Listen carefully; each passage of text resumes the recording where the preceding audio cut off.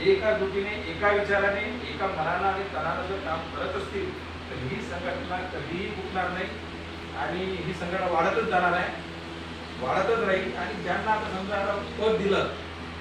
तो पद घेतो आणि घरातच राहतो किंवा त्याचा काही विचार करत नाही, संघटना जोडण्याचे प्रयत्न करत नाही किंवा काही आपल्या एरियामध्ये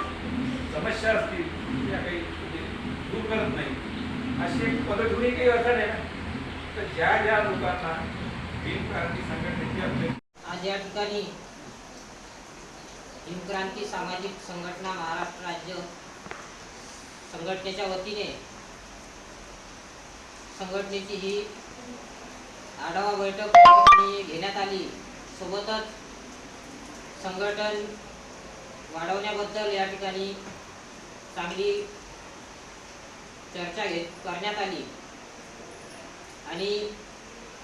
अनेक प्रभागातून, अनेक तालुक्यातून या ठिकाणी नवीन सदस्य, कार्यकर्ते यांची संघटनेमध्ये यांना प्रवेश देण्यात आला आणि त्यामध्ये चांदूर रेल्वे तालुका अध्यक्षपदी या ठिकाणी आपण नितीन भाऊ मोटघरे यांची नियुक्ती केलेली आहे. सोबतच भीमराव भाऊ कांबळे यांची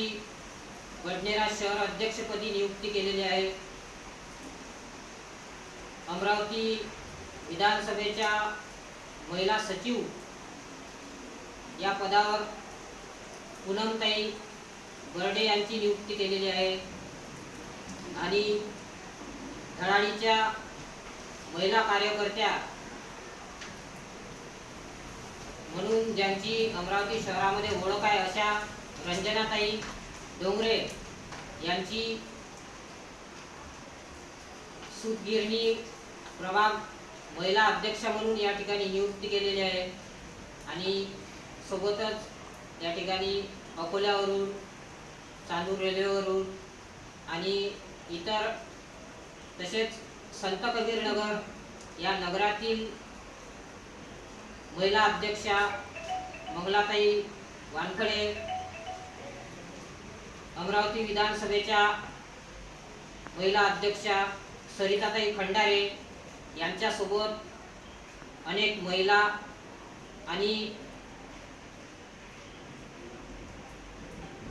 बेलोडा शाखेचे अध्यक्ष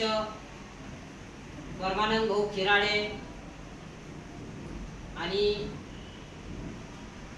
अमरावती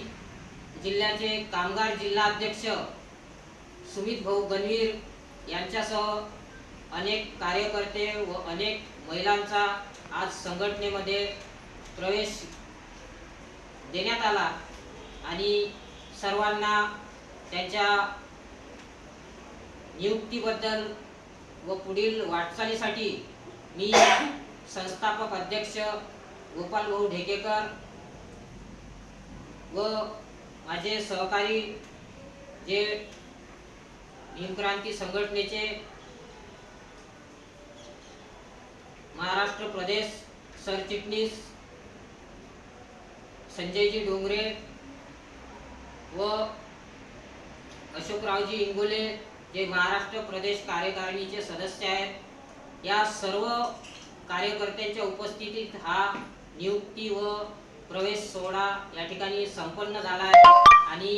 सर्वांना पुढील वाटचालीसाठी मंगलमय हार्दिक शुभेच्छा देतो आणि आपल्याकडून तुम्ही पदाला न्याय द्याल